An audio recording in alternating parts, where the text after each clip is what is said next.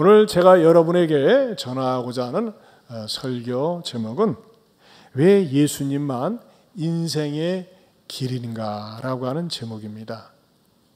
어떻게 보면 굉장히 도전적이고 자극적입니다. 우리는 자기 나름대로 인생 철학을 가지고 삽니다. 자기의 길이 있어요.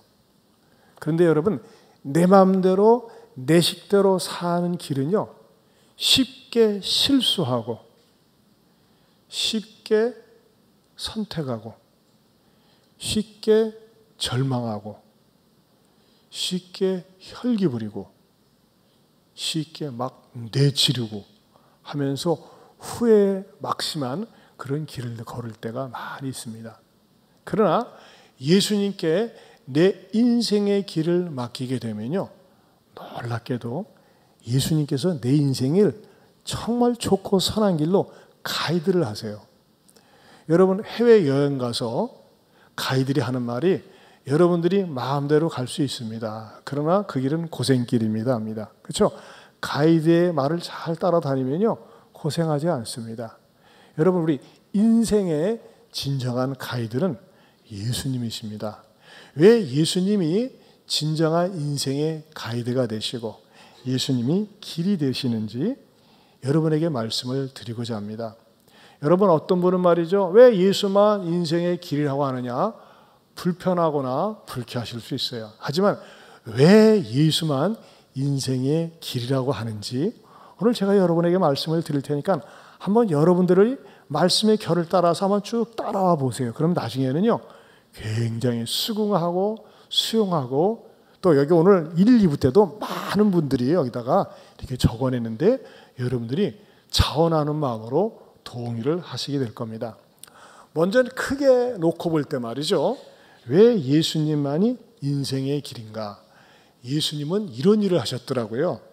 첫째는요, 분열된 역사의 길을 통일된 역사의 길로 만드셨다고 하는 것입니다.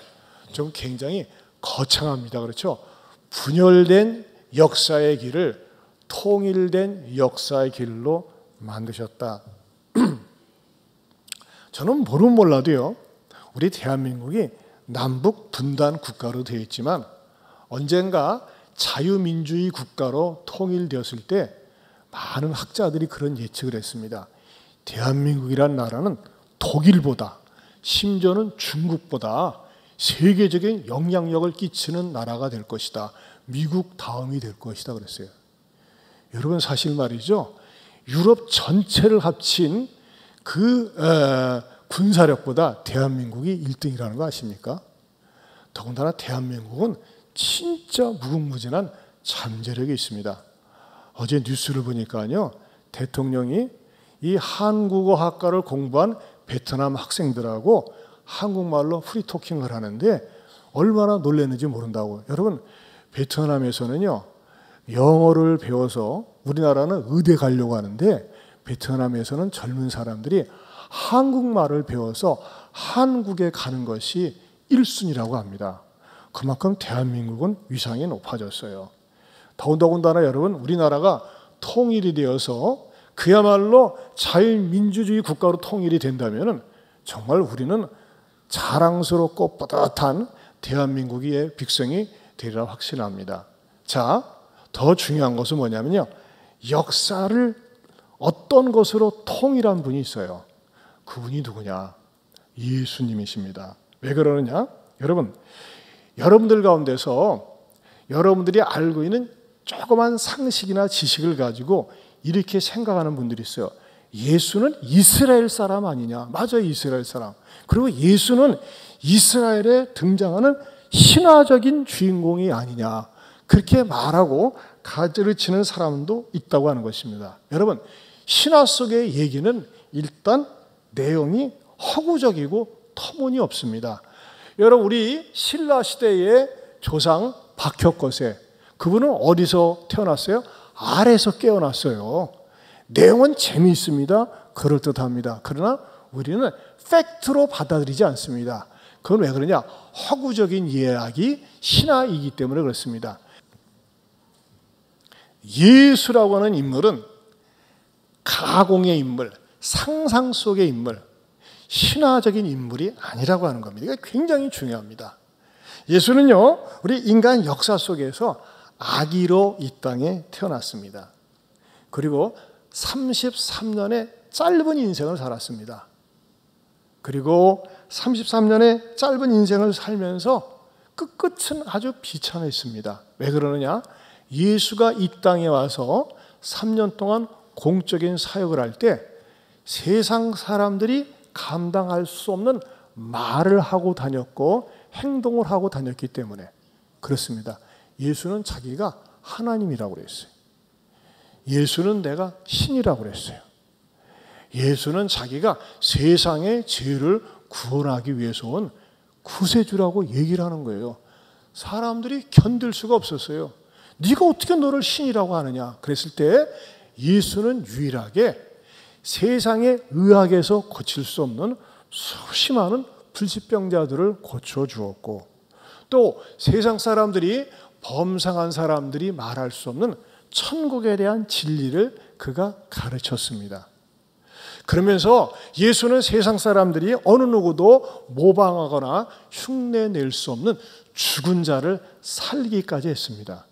그러면서 예수가 뭐라고 했느냐면, 여러분들이 내가 하나님의 아들이다, 아니 내가 하나님이다라고 하는 것을 믿지 못하겠거든 내가 하는 행동을 인하여서 그 열매를 보고 나를 믿어야 된다 했지만, 사람들은 계속해서 거부했습니다. 왜 거부했느냐?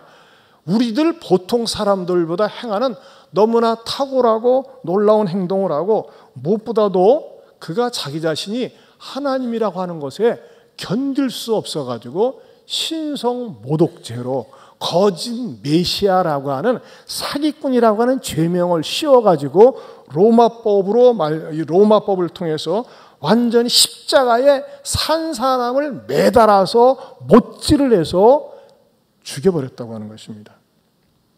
여러분, 아무리 어떤 사람이 유명해도 그 사람이 죽고 나면요, 그 사람을 따랐던 사람들, 당파들, 어떤 모임들이 와해되게 되어 있습니다.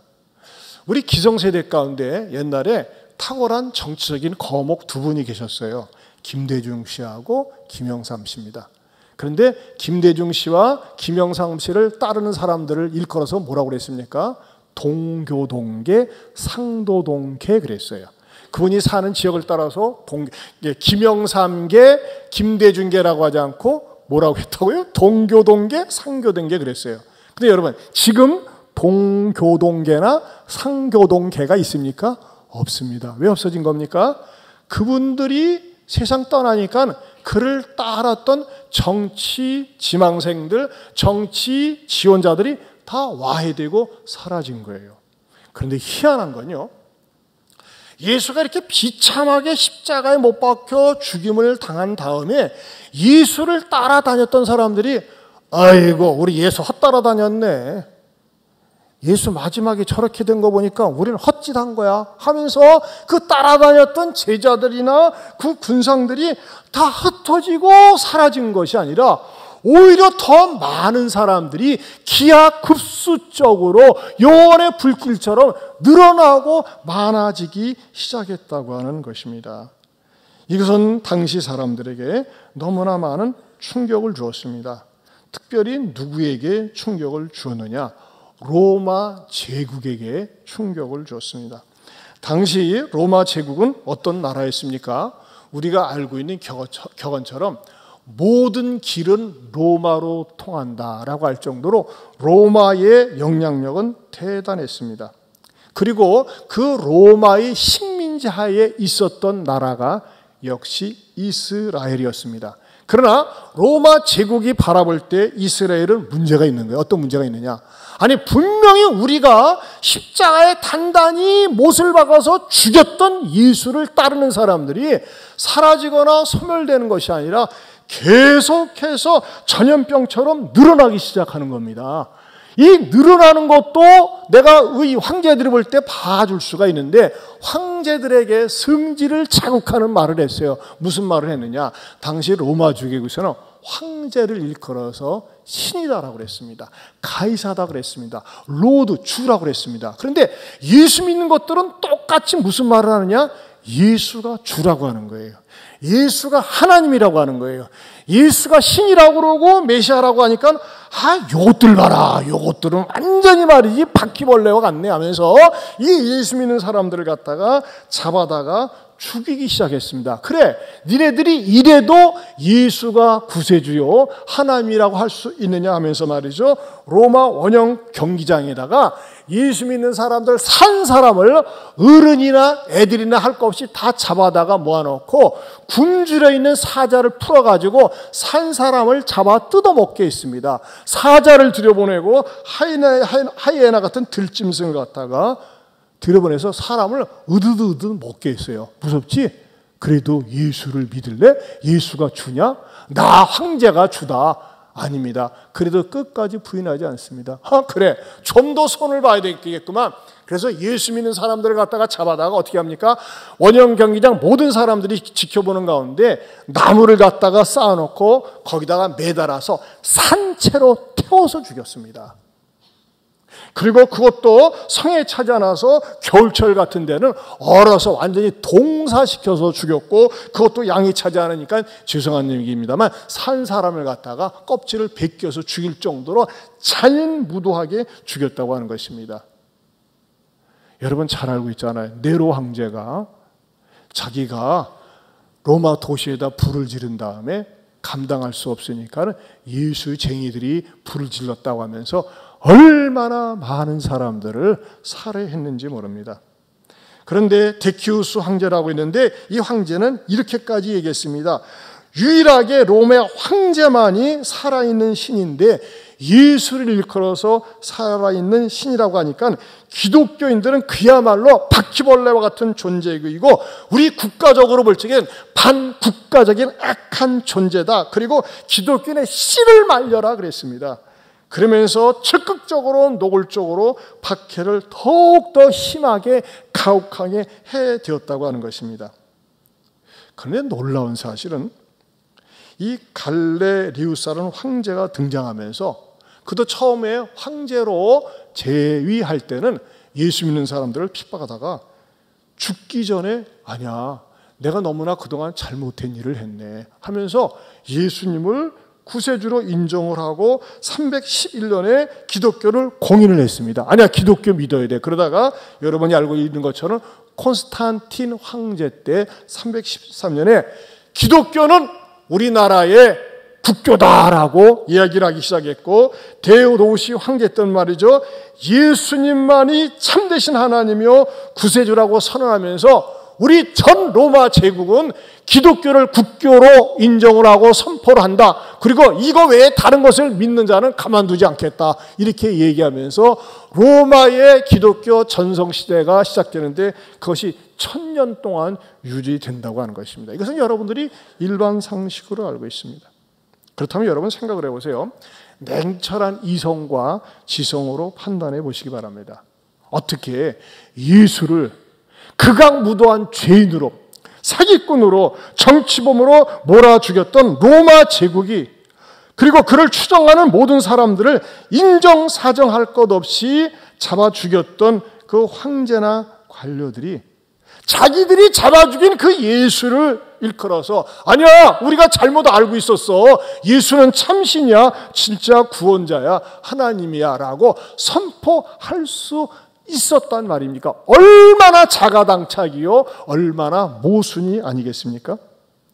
이렇게 하기 위해서는요, 이 로마 황제들이 이것을 뒤집기 위해서는 어떻게 하느냐, 철저하게 법의학자들, 역사학자들, 신학자들, 모든 학자들을 총동원해서 예수에 대해서 고고학적으로 실제적으로 모든 것을 살펴보고 연구하고 그 다음에 그 종합적인 결과적으로 발견한 것이 있는데, 확인한 것이 있었는데, 그것은 뭐냐, 예수는 절대 신화적인 인물이 아니고 제우스나 아폴로와 같은 신화적인 인물이 아니고 실존 인물이었으며 역사적인 인물이었고 참되신 하나님이시라고 하는 사실을 그들이 부인할 내에 부인할 수 없었다고 하는 것입니다. 그러면서 우리가 예수에 대해서 너무나 큰 죄를 우리 제국이 저질러 왔기 때문에 이것을 만회하기 위해서 우리 모든 인류가 이것을 인정한다는 의미에서 결정한 것이 있습니다. 그것이 뭡니까?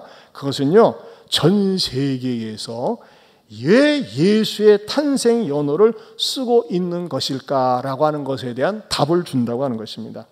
여러분, 이건 굉장히 중요한 개념인데요. 지금 저와 여러분은 오늘이라고 하는 날을 어떻게 기준으로 두고 살고 있습니까?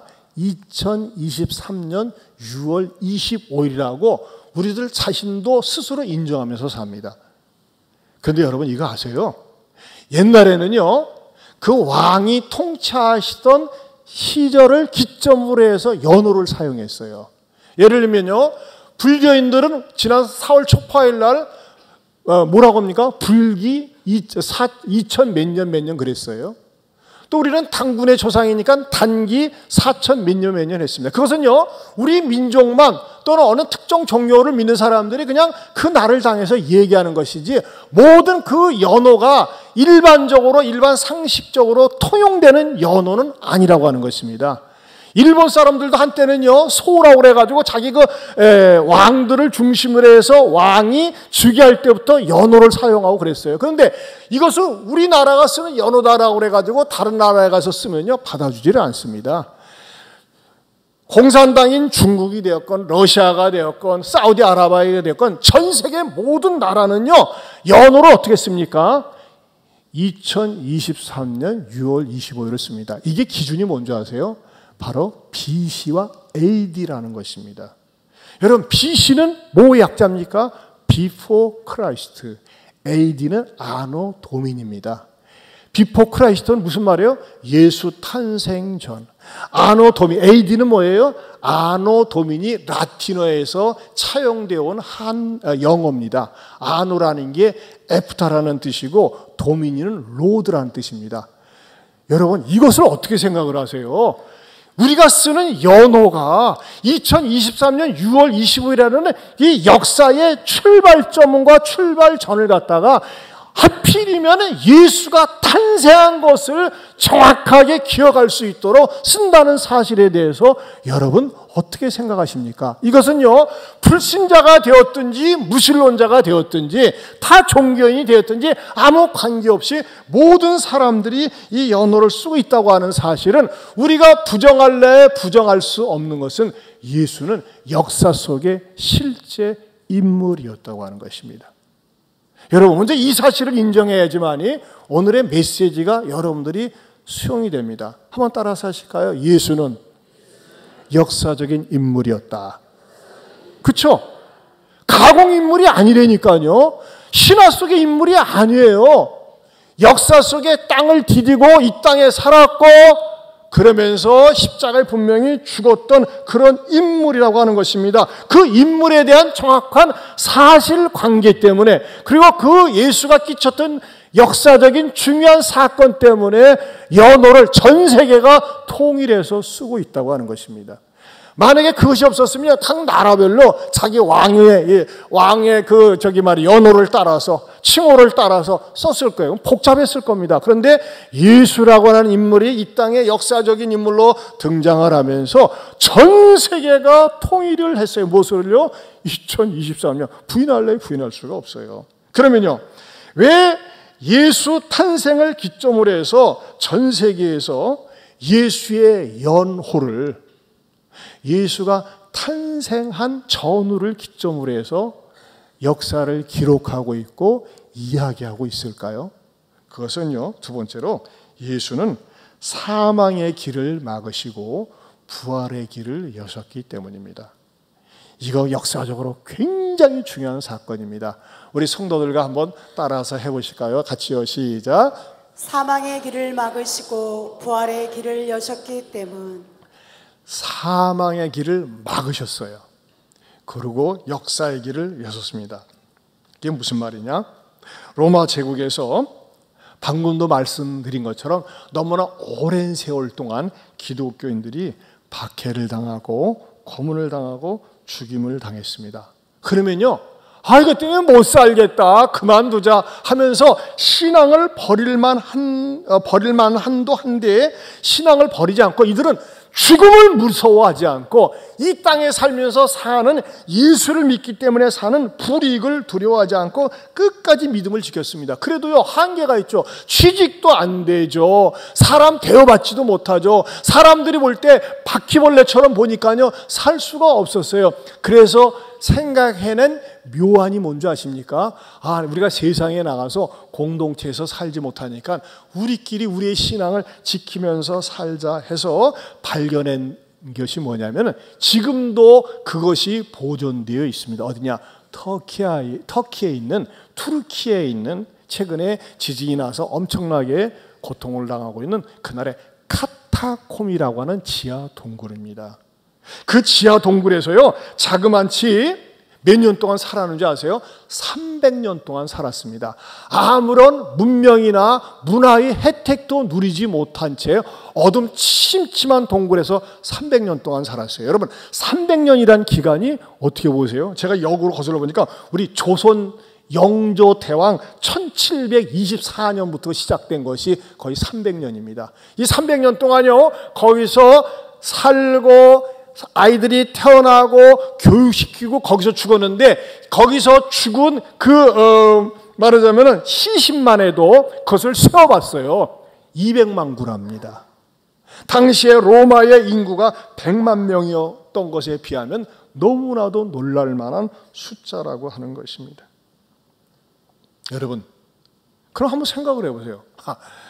진짜 미쳤군, 미쳤어. 아니, 그런다고 말이지 동굴에서 살아? 빛도 못 보고 살아?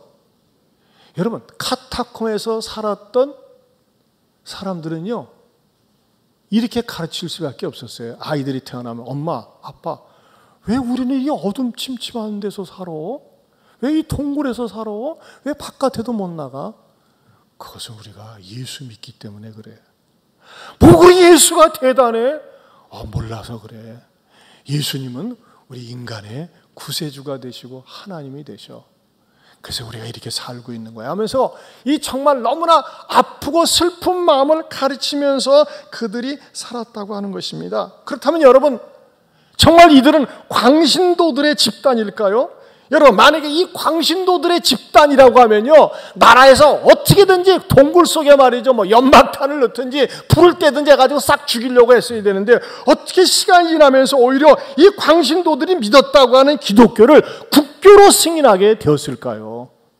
어떻게 국교가 될 수 있었겠습니까? 방금도 말씀드린 것처럼 로마의 황제와 많은 지식인들이 철저하게 예수에 대해서 연구하고 조사를 했습니다. 그것은 무엇이냐? 예수는 분명히 우리가 십자가에 못 박혀 죽여버렸지만 그는 죽음을 정복하고 3일 만에 부활했다고 하는 것입니다. 그 부활에 대해서 말이죠, 부인할래야 부인할 수 없는 너무나 명백한 증인과 증거가 있었다고 하는 것입니다. 여러분, 우리가 어떤 중요한 사건이 일어났을 때, 교통사건이나 살인사건이나 어떤 위험한 어려운 사건이 있을 때 경찰에서 법적으로 인정되는 것은 뭘까요? 증인이 있어야 됩니다. 증거가 있어야 됩니다. 그리고 그 증거가 객관적인 사실이고 법리적으로 인정받기 위해서는 어떻게 될까요? 적어도 2명 이상의 증인이 있어야 됩니다. 그리고 2명, 3명 이상의 증인인데 그 증인들은 어떻게 될까요? 서로 따로따로 세우고 물어봐도 내용이 일치될 때 이것은 정말 100% 신뢰할 수 있는 증거구나라고 채택을 합니다. 그런데 놀라운 사실은 예수가 죽음을 정복하고 죽음에서 일어난 다음에 이 증거가 너무나도 많이는데, 먼저는 막달라 마리아라는 여인한테 보였고, 그 다음에 예수가 죽자마자 무서워서 도망갔었던 11명의 제자들이 직접 그 증거, 예수님이 부활하신 살아있는 모습을 보았고, 더 나아가서는요, 예수님이 부활 승천하실 때 500명의 사람들이 동시다발로 예수님 부활했군요 하는 것을 두 눈으로 똑똑히 목격을 했습니다. 수없이 많은 사람들의 증거가 있었고 목격한 사람들이 증인들이 있었는데 한결같이 두들기고 물어봐도 내용이 똑같은 거예요. 예수님이 십자가에서 죽었고 다시 부활하셨더군요. 내가 봤습니다. 그리고 그 내용을 갖다가 우리가 본 것으로 구전으로만 갖고 있으면 안 되니까 그것을 갖다가 모아서 기록한 게 바로 성경이라고 하는 것입니다. 이 성경이 거짓된 것이라면요, 미국 대통령이 어리석고 미련해가지고 성경에다 손을 얹고 대통령 성설을 하겠습니까? 이 성경은 진실되고 사실이기 때문에 성경에 대고 선서하고 맹세를 하는 거예요. 그러면 성경에 있는 가장 중요한 메시지는 뭐냐? 여러분, 성경에서 가르치고 있는 메시지는 딴 게 아닙니다. 예수님이 이 땅에 오셔서 우리 모든 사람의 죄, 그 가운데서도 내 죄를 위해서 십자가에 죽으시고 내 죄를 갖다가 깨끗이 용서하고 의롭다 하기 위해서 3일 만에 부활하셨다고 하는 내용을 쫙 풀어서 쓴 것이 바로 성경이라고 하는 것입니다. 여러분, 중요한 것이 뭔지 아십니까? 우리가 예수를 믿으면서 이것이 내 신앙이 되기 위해서 우리가 해야 될 것이 있습니다. 이 예수님을 믿지 않게 되면 어떻게 되느냐? 모든 사람들이 나를 죄로부터 구원하기 위해서 하나님의 아들 예수님을 보내주셨는데 이것을 끝까지 거부할 때는 심판받고 영원한 지옥불에 던짐을 받는다고 하는 것입니다. 여러분, 저희들이 여러분을 이 자리에 초청한 이유는 왜 그런 것일까요? 여러분 가운데는 그런 분이 있을까요? 귀찮은데 하도 졸라가지고 밥 먹자고 해서 갔더니 결국은 교회 가자고, 차 사준다고 해서 막 먹었더니 교회 가자고 그러고, 징그럽네, 어지간히 너 징그러워, 그런 분 계실 거예요. 그래서 이제 약속하신 분 계세요. 알았어, 딱 한 번만 갈 거야, 한 번만. 그렇게 오신 분도 계세요. 근데 여러분, 왜 그렇게 징그럽게 그럴까요? 그것은요, 여러분들에게 평생 잊지 못할 가장 중요한 값진 선물을 여러분에게 소개하고 드리고 싶어서 그러는 것입니다. 여러분, 우리가 인생을 살면서요, 가장 귀하고 값진 것은요, 돈으로 환산할 수가 없습니다. 여러분, 공기, 돈으로 살 수 있습니까? 햇빛 살 수 있습니까? 비를 살 수 있습니까? 제가요, 오늘 집회를 위해서 간절히 기도한 것 가운데 하나가 응답이 되었어요. 뭐냐면요, 기상청에서 일기에 보냈어요. 태풍이 비가 내려온다고.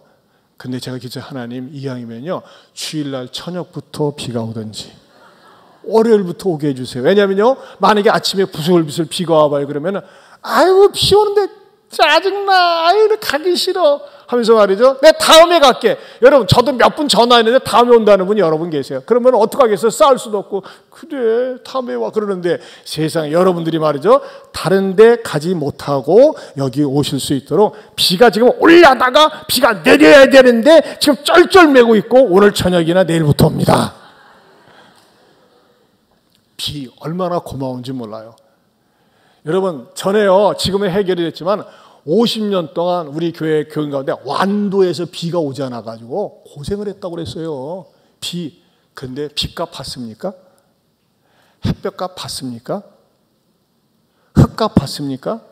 여러분, 우리 창조주 하나님께서는요, 이 땅에 살면서 가장 좋고 선한 것은 프리를 주십니다. 거저십니다. 기독교의 복음도 그렇습니다. 여러분, 내가 구원받기 위해서 돈을 내야 된다, 어떤 선행을 해야 된다, 무슨 자선 사업을 해야 된다, 이건 가짜입니다. 이건 짝퉁입니다. 그건 이단입니다. 진짜 순수한 기독교는 뭔지 아십니까? 그냥 줍니다. 왜? 너무나 귀하고 너무나 가치가 있는 것이기 때문에 줍니다. 그런데 어떤 방법을 통해서 줄까요? 그 툴이 있어요. 도구가 있어요. 그건 뭐냐면요, 로마서 10장 9절에서 10절에서 말씀하고 있습니다. 우리 같이 한번 읽어보겠습니다. 같이 봅니다. 내가 만일 내 입으로 예수를 주로 시인하며 또 하나님께서 그를 죽은 자 가운데서 살리신 것을 내 마음에 믿으면 구원을 받으리라. 사람이 마음으로 믿어 의에 이르고 입으로 시인하여 구원에 이르느니라. 네, 이거는요 본인의 선택이거든요. 내가 만약 내 입으로 예수를 주로 신하며, 무슨 주냐? 내 인생의 주입니다. 내 인생의 주인이십니다. 내 인생의 길을 책임질 수 있는 분이다라고 시인하면, 또 하나님께서 그를 죽은 자 가운데, 제가 쭉 말씀드렸잖아요. 예수님은 분명히 죽으셨어요. 그런데 죽은 자 가운데서 살리셨다고 하는 것을 복음을 들으면서 내 마음에 믿으면 구원을 얻으리라 받으리라 그랬어요. 기독교 복음은 어렵지가 않습니다. 심지어는요 유치원 아이들도요 이해가 돼요. 그런 어떤 지성인들도 이해가 안 돼요. 왜? 너무 머리가 좋아가지고. 아니 그렇게 구원을 쉽게 얻을 수 있는 거야? 하면서 말이죠 받아들이지 않는 분이 있어요. 그래서 이 기독교 복음은요 어떤 사람들이 받아들일 수 있느냐? 마음의 문을 열고 편견의 문을 열고 받아들일 때 그 사람에게 구원이 임한다고 하는 것입니다. 여러분, 어떤 사람은요 개에 물려가지고서 복음을 못 받아들이는 사람이 있어요. 어떤 개인 줄 아십니까? 편견과 선입견입니다. 조금입니다. 편견 뭐예요? 치우친 견해예요. 치우친 생각, 선입견. 뭐 예수 믿는다고 구원받아? 말도 안 돼요. 근데요 말씀드렸잖아요. 이 구원의 사건은 너무너무 소중한 것이기 때문에 아무런 대가도 얻지 않고 하나님은 원치 않고 내가 마음의 문을 열고 내가 만일 예수를 주로 신하며 또 하나님께서 그를 죽은 자 가운데 많은 사람들이 어떻게 죽은 사람들이 살아난단 말이야? 말도 안 돼 얘기하는데 말씀드렸잖아요. 로마 제국이 연구하고 샅샅이 조사한 다음에 확인한 다음에 맞다. 예수 우리가 죽였지만 그는 분명히 죽음을 정복하고 부활했구나 하면서 공식적으로 인정을 했잖아요. 그리고 그것이 헛된 얘기가 아니라 정확한 증인이 있다는 사실을 알고 성경에 기록했고 그것을 먼저 믿는 저희들에게 여러분에게 전하라고 말씀을 하고 있는 것입니다. 사랑하는 형제자매 여러분, 우리 역사 속에서 말이죠 많은 훌륭한 분들이 이 땅에 태어나서 좋은 일을 하다가 세상을 많이 떠나셨어요. 우리 이순신 장군, 세종대왕, 우리 김대중 대통령, 노무현 대통령 이런 분들 훌륭한 분들 아닙니까? 그런데 이분들이 세상을 떠나고 나서는 어떻게 됩니까? 그냥 역사의 한 페이지에 그냥 남아있을 뿐입니다. 그러나 예수님은요 2000년 전에 죽으셨지만 그분은 죽음을 정복하고 부활하시고 하나님 보좌 우편으로 승천하신 다음에 그 예수님께서 우리들에게 지금도 이 자리에 우리의 마음의 문을 열 수 있고 우리의 마음을 다스릴 수 있는 부활의 영으로 예수의 영으로 우리에게 보내주셨다고 하는 것입니다. 그 예수님의 부활의 영이 우리 안에 있기 때문에 우리가 가만히 있을 수 없는 것이고 전하지 않을 수 없는 것이고 여러분들에게 이렇게 외치고 있는 것입니다. 그리고 부활의 영을 가지고 있는 사람은 예수님께서 나중에 공중 재림하실 때 영광스러운 몸으로 부활해서 우리도 영원토록 영원한 천국을 맛보며 살 수 있다고 하는 것입니다. 이것이 바로 기독교의 에센스 복음입니다. 할렐루야. 사랑하는 형제자매 여러분, 저는요 저와 여러분들이 예수님에게 일어난 이 사건이 예수님에게만 머무르지 않고 예수님이 우리를 위해서 십자가에 죽으시고 나를 의롭다 하기 위해서 부활하신 그 예수님을 내가 마음에 믿고 입술로 시인하면서 여러분의 삶 가운데 정말 놀라운 일이 일어날 수 있기를 축원합니다. 제가 이게 축원합니다 할 때 아멘 하면요 손해보지 않습니다. 왜냐하면 아멘이란 말은요 동의합니다. 우리 먼저 믿는 분들은 아멘 하는 건데 저하고 짜고 치고 말이죠 이게 하기 위해서 하는 것이 아니라 그냥 우러나는 마음으로 하는 거예요. 아멘 한다는 건 뭐냐? 동의한다는 거예요. 여러분 동의하는 건 뭐예요? 긍정으로 받아들인다는 겁니다. 여러분 특별히 말이죠 예수님이 부활하신 예수님을 믿을 때 현실적으로 우리는 현찰이 좋거든요. 현실적으로 어떤 일이 나올까요? 세 번째는요 불행의 길이 차단되고 행복의 길이 열린다는 것입니다. 한번 다 같이 따라서 해보실까요? 시작. 불행의 길이 차단되고 행복의 길이 열린다. 예수님을 믿지 못하면요 무엇이 아니면 내 마음대로 살아요. 내 감정대로, 내 본능대로, 혈기대로. 아까 간증한 집사님은요 보기에는 말이죠, 이렇게 그 대학생처럼 보이고 아주 참하게 보이는데, 우리 이제 주일학교 교사로 들어가셨어요. 사무대원 봉사하는데 저는 간증을 읽고 깜짝 놀랐어요. 이분에게 이전에 이런 이력이 있었나. 그렇게 싸놨고 무섭고 그냥 남편한테 성질나는 대로 막 집어 던지고 말이죠. 보통은 남자가 던지거든. 보통은 남자가 여자한테 맞아요. 근데 막 남편을 막 그렇게 무서웠었대요. 악질이었었대, 악질. 왜냐하면 섬에서 태어나면서 부모로부터 사랑받지 못하는 상처가 있다 보니까 이 분노의 감정이 있어가지고 감정이 폭발되어지고 막말을 하고 자녀들을 막대했어요. 그래가지고 나중에 예수 믿고 난 다음에, 먼저 남편이 예수를 믿었었거든요. 교회 나가자고 하니까는 남편이 너나 잘 믿어라, 어떻게 믿나 보자 하면서요, 남편이 계속, 왜냐하면 안 믿어서. 왜 그러냐 보니까 부인에 대한 상처가 있었던 거야. 남편을 다루기를 종놈 다루도 타고 잡놈 다루도 타니까 그런 아내를 갖다가 누가 이뻐하겠어요. 근데 세상에 아까 2부 때 자기가 상처 줬던 남편, 딸, 아들 다 와서 앞자리에 앉아가지고 말씀을 들으면서 막 은혜를 받더라고. 그리고 아내가 공식적으로 내가 남편한테 얼마나 잘못했는지 몰라요 막 울면서 회개하니까 남편이 그래, 니네를 네가 알렸다 아는구나 하면서 말이야 인정하는 것 같아가지고 흐뭇해하더라고요. 그러면서 말이죠, 아까 나가면서 악수하는데 이제 다시 열심히 나오겠습니다 나하고 악수까지 하고 그랬어요. 이렇게 회개하면 변화가 일어나는 거예요. 여러분, 예수의 영이 없으면요, 감정대로 살아요. 본능대로 살아요. 정욕대로 살아요. 내 마음대로 살아요. 이게 인간의 죄성입니다. 여러분, 정유정이라고 하는 23살 먹은 아이가, 처녀애가 어떻게 그런 끔찍한 범죄를 저지를 수 있습니까? 그 속에는 죄성을 통제하고 다스릴 수 있는 능력이 없으니까 말이죠. 과일을 핑계로 해서 생처녀를 갖다가 그렇게 토막살인하고 그랬던 거 아니겠습니까? 여러분, 우리가 그 여자에게 돌팔매질할 수 있을까요? 우리도 말이죠, 내 인간에 있는 본성을 갖다가 눌러서 그렇지, 나도 만약에 그런 죄를 저지를 수 있는 환경만 주어진다면 얼마든지 죄를 지을 수 있는 가능성이 우리에게 있다고 하는 것입니다. 그러나 예수님을 믿게 되면요, 내가 나를 다스리는 것이 아니라 예수님이 나를 다스리면서 죄 짓고 싶은 마음을 차단시키고 내 악한 생각을 차단시키고 더럽고 악한 길로 가지 않고 의롭고 선한 길로 갈 수 있도록 행복한 길을 열어주신다고 하는 것입니다. 존 누턴이라고 하는 젊은이가 있었어요. 이 친구는요, 젊은 시절에 본능대로 살아서 얼마나 타락하고 방탕한 삶을 살았는지 모릅니다. 아버지가 아무리 타일러도 사람이 안 되니까 이놈의 새끼 정신 차리라고 그래가지고 영국의 해군에 입대를 시켰습니다. 그런데 해군이 규율이 엄하잖아요. 그곳에 있으면서 적응하지 못하고 탈영을 해버렸어요.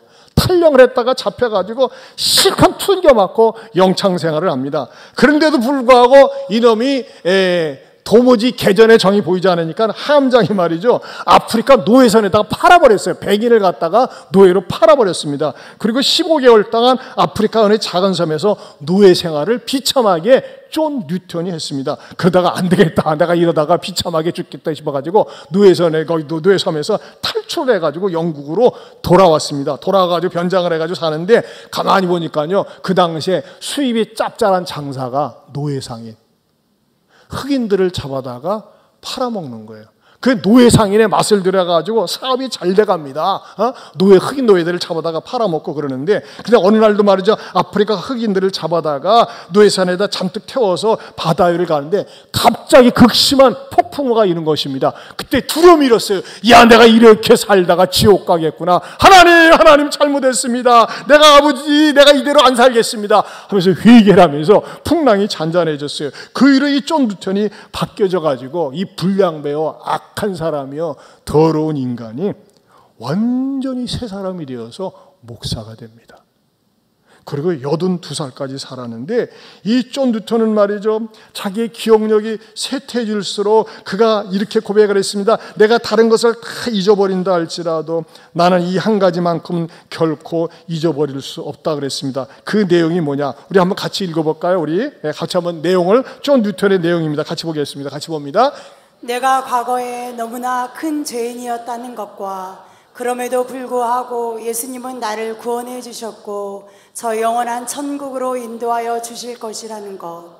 예, 과거에는 큰 죄인이었는데 그럼에도 불구하고 예수님은 나를 구원해 주셨고 저 영원한 천국으로 인도해 주실 것이라는 것에 대한 확신을 가졌습니다. 그러면서 이 존 뉴턴이 작시한 찬양이 있는데 Amazing Grace라고 많이 들어보셨을 거예요. 이 Amazing Grace라는 곡이 얼마나 애창이 많이 되는지, 남북 정쟁 당시에 서로가 싸우고 지쳤다가도 서로가 이 노래를 부르고 그랬대요. 그리고 9.11 테러 사건 후에도 사람들이 위로를 받으면서 Amazing Grace, 또 넬슨 만델라가 남아프리카 공화국에서 27년 동안 감옥 생활하다가 나올 때도 부른 노래가 Amazing Grace입니다. 나 같은 죄인 살리신 주 은혜 놀라와 잃었던 생명 찾았고 광명을 얻었네 라고 하는 이 찬양은 여러 유튜브에서 들어가면요, 뭐 유명한 사람들이 거의 다 불렀어요. 누가 작시했다고요? 하나님 없이 허랑방탕하게 살았던 존 뉴턴이라고 하는 사람이 나 같은 죄인 하나님 버리시지 않고 구원해 주셨군요 라는 그 감격스러운 마음으로 작시를 했어요. 우리도 한번 그 현장 들어가 보겠습니다. 우리 305장 같이 불러봅니다.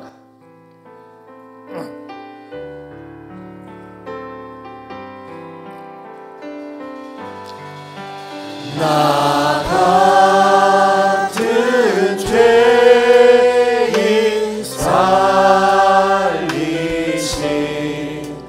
주 은혜 놀라워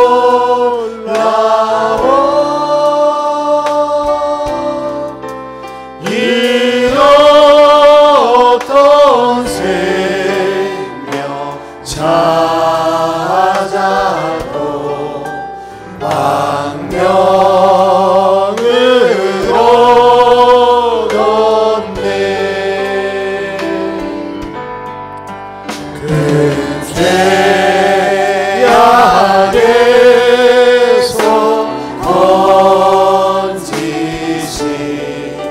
주 은혜 고마워.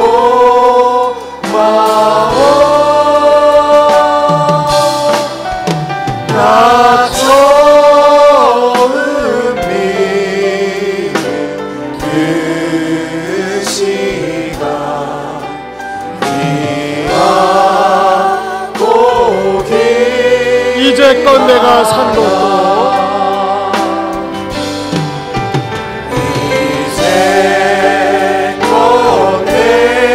이제껏 내가 산 것도 주님의 은혜라. 노아를 잡자 고향에 인도해 주시니 거기서 우리 영원히 거기서 우리 영원히 주님의 은혜로 내처럼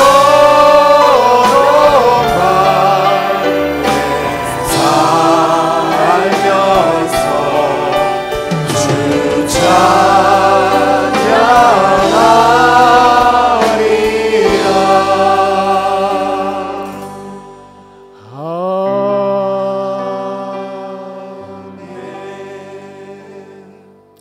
여러분, 이제 마무리할 시간입니다.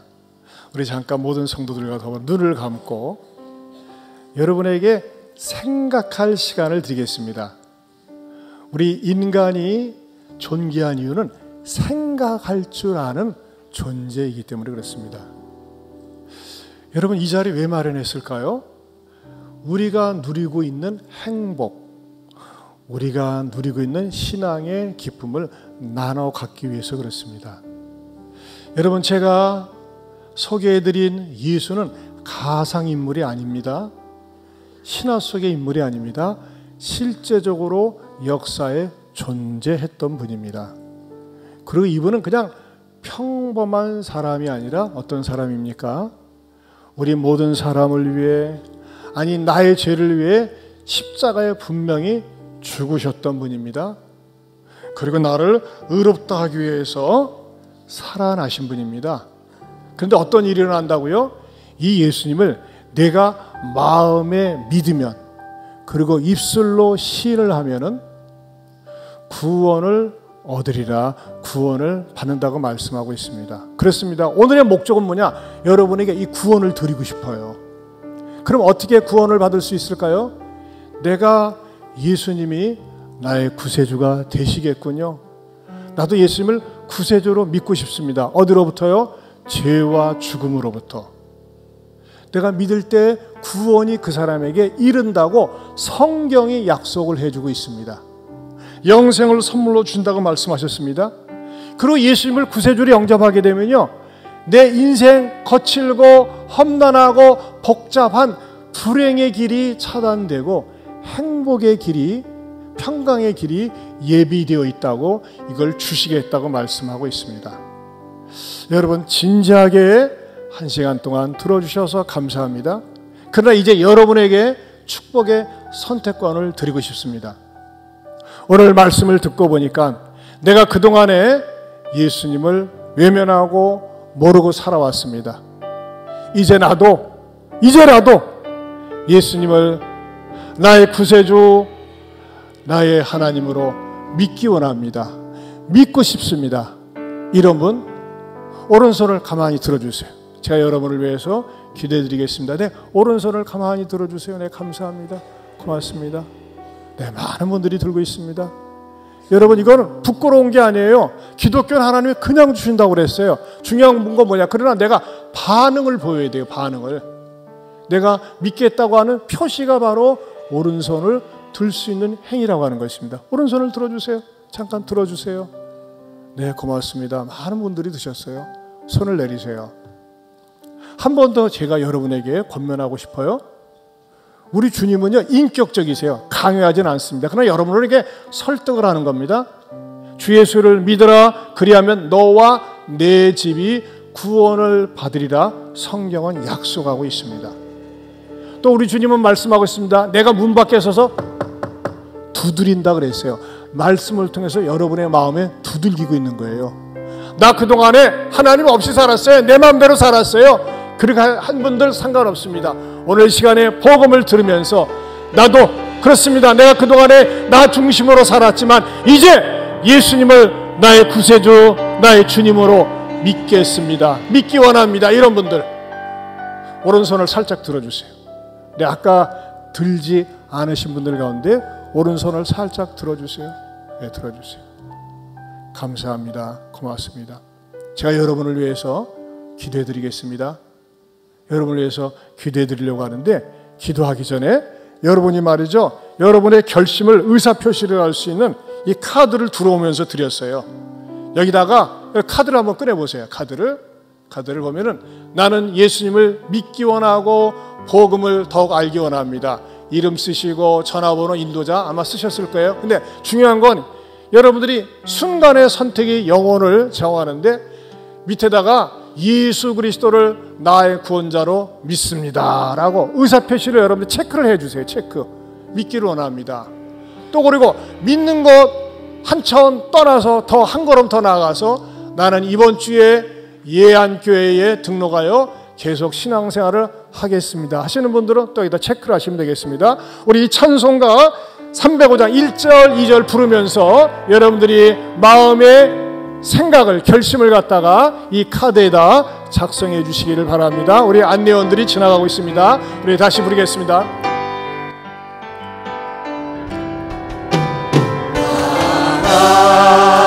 같은 죄인 살리신 주를 내 놀라운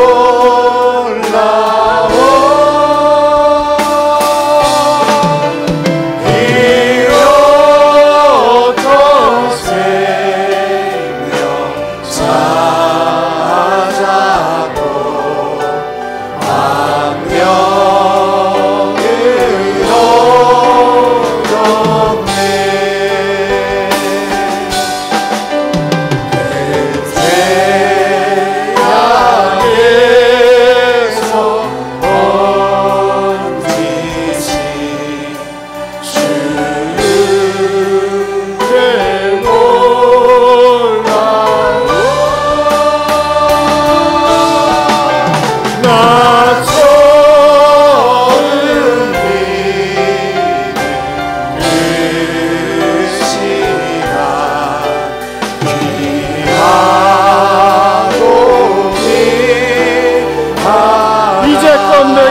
산 것도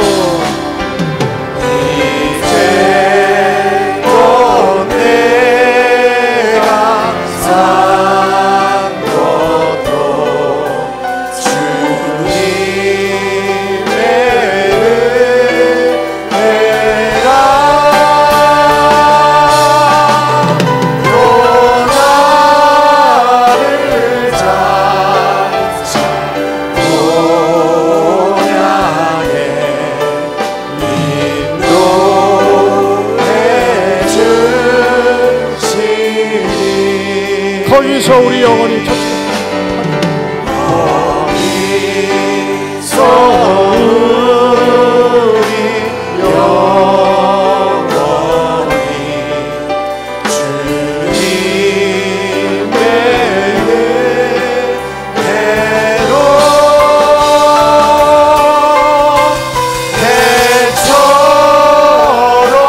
밝게 살면서 주 찬양하리라.